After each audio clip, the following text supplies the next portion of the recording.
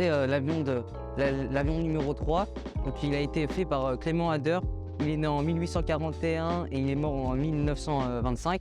Donc, Clément Ader, c'est un ingénieur français. Donc, il a fait plusieurs trucs. Il a créé plusieurs choses qui sont notables dans l'aviation et aussi dans la télécommunication. Il faut savoir qu'il a eu 3 avions. Donc le premier qui a été créé en 1890, qui a été un échec. Ensuite, il a fait le deuxième et trois tentatives. Donc cette troisième tentative, on peut voir qu'il s'est inspiré principalement d'une chauve-souris. Donc par exemple, l'envergure de l'avion c'est 14 mètres. C'est un moteur, le moteur c'est à vapeur, il est alimenté à l'alcool à brûler. Du coup, malgré son importance dans l'histoire, Clément Ader, il a connu il a peu de succès commercial et financier. Après, il a été financé par l'armée pour du coup, ses créations, pour les différents avions. Malheureusement, suite à un crash de l'avion, il n'a pas réussi à voler. Et du coup, le financement de l'armée s'est retiré. Du coup, il n'avait plus d'argent et il n'a pas pu continuer ses recherches. Donc, c'est que de la colle et c'est de la toile. C'est très fragile. Hein. Il y a des hélices faites en bambou derrière. L'avion, au départ, du coup, l'essai qu'il a fait, il a parcouru à peu près 200 mètres et il a décollé à 20 cm du sol. Et l'avion, avec le pilote compris, il pesait à peu près 250 kg. Donc il y avait d'autres problèmes, par exemple aussi, quand le pilote il se mettait dedans, il y avait un grand problème parce que quand il se mettait dedans, il y avait une grosse structure devant lui. Il y avait tout le moteur juste devant là. Donc pour voir, il était obligé de se décaler, c'était très gênant. C'est pour ça que l'avion il a connu un très, très mauvais succès commercial. Clément Ader a pris du temps à s'imposer parce que il y avait de la concurrence, par exemple les ballons. Et donc il avait du mal à s'imposer car ça volait pas beaucoup, c'était 20 cm, du coup il y avait de la concurrence. Quoi. Parce que du coup, cet avion, c'est un peu le pionnier de l'aviation, même si avant, comme il a dit Elouane, c'était les ballons en fait. Les premiers trucs dans l'aviation, les premiers aéronefs, entre guillemets, c'est les ballons, c'est les dirigeables, sauf qu'il y a un problème, c'est que les dirigeables, c'est très inflammable quoi, parce que c'est des gaz et dès qu'il y a une étincelle, il y a eu beaucoup d'accidents, donc ça brûlait, ça explosait. Et après, il a eu aussi du mal à tout commercialiser parce qu'il avait des concurrents comme les frères White, les White Brothers et Santos Dumont, qui étaient aussi des pionniers de l'aviation.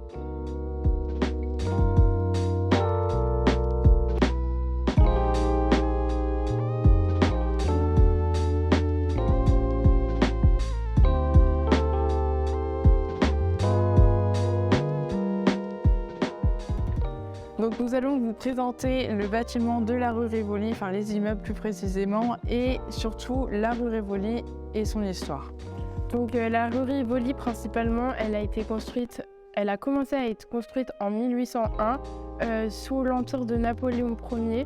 Elle a mis assez longtemps à se construire et pour le sacre de Napoléon Ier, la rue a été pavée, c'était un peu comme une sorte de cadeau. Ensuite, les arcs qui sont ici, ils ont commencé à être construits en 1855 et ça a pris assez de temps à se construire jusqu'à le règne de Napoléon III.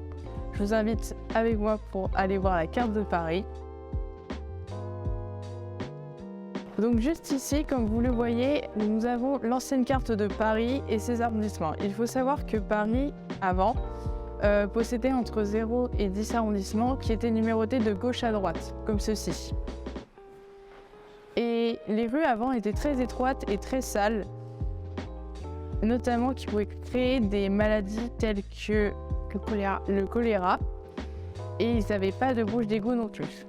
Donc Napoléon, comme l'a dit Émilie juste avant, décide de réorganiser tout ça en 1852 lors de son coup d'État qui le fera être empereur. Il faut savoir que Napoléon aussi a voyagé 2 ans à Londres et il a connu donc une structure assez importante au niveau de l'architecture. Et donc, il s'aidera du baron Haussmann et justement des immeubles qui auront l'architecture haussmannienne. Donc, juste ici, nous avons l'île la petite île de Paris juste au centre, et aussi où nous avons la rue Rivoli, qui sera perpendiculaire à une autre avenue. Et celles-ci vont être la colonne vertébrale de Paris. Suite à ça, on va avoir plusieurs étendues d'avenues et de boulevards qui resteront vraiment très perpendiculaires et très parallèles.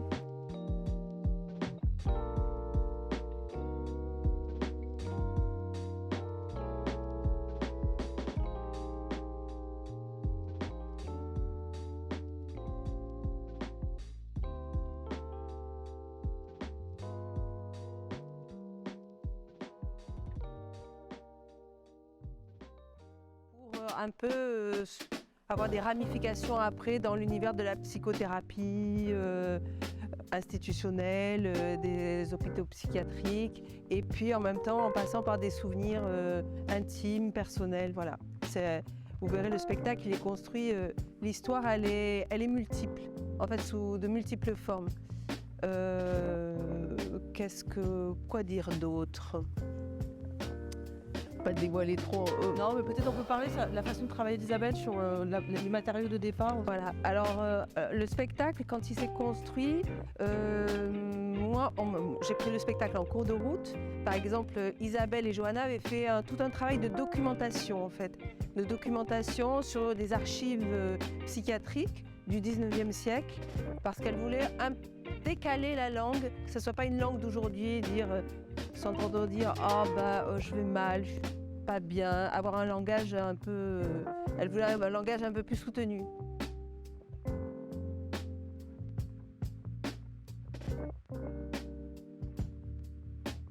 Alors moi, je suis comédienne, donc je fais un travail de comédienne, et il m'est arrivé plusieurs fois quand j'étais plus jeune d'accompagner des spectacles, d'être assistante à la mise en scène.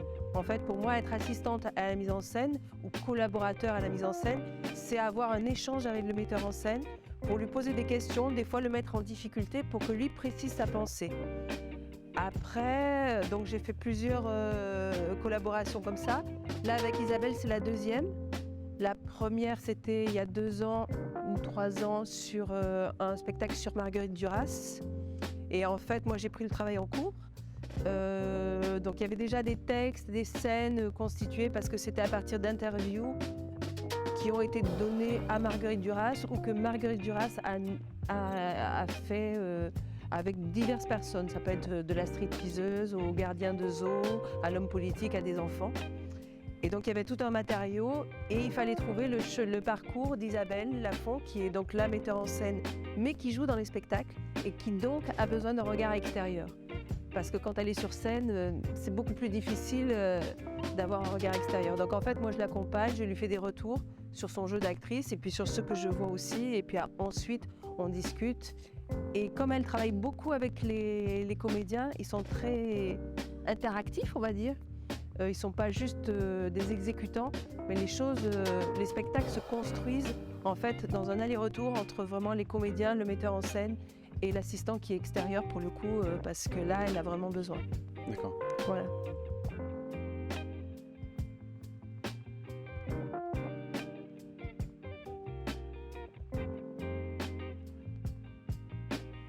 Alors, c'est divers.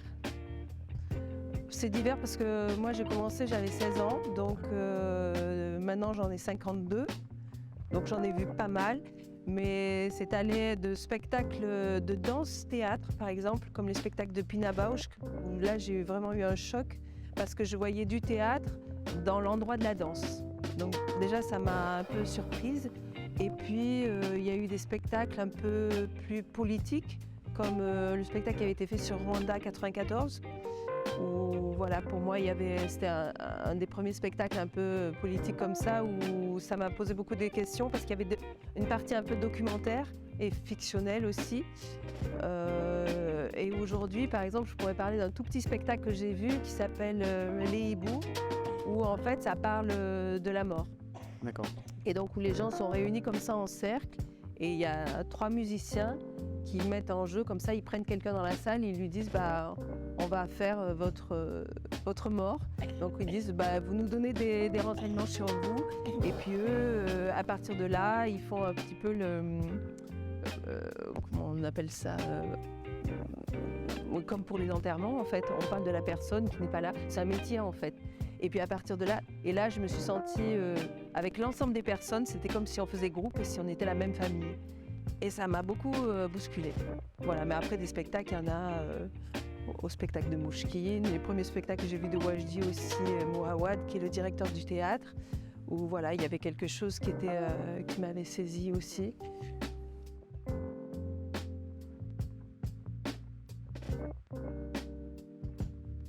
L'évolution de la mise en scène. Alors aujourd'hui, c'est multiple.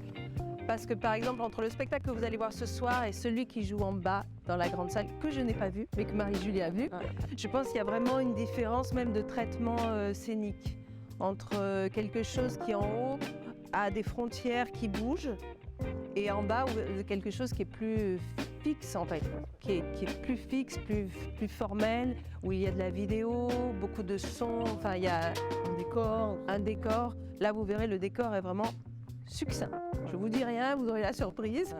Mais voilà, il y a l'évolution des mises en scène aujourd'hui, on peut dire que ça va un peu vers une tendance un peu cinéma documentaire.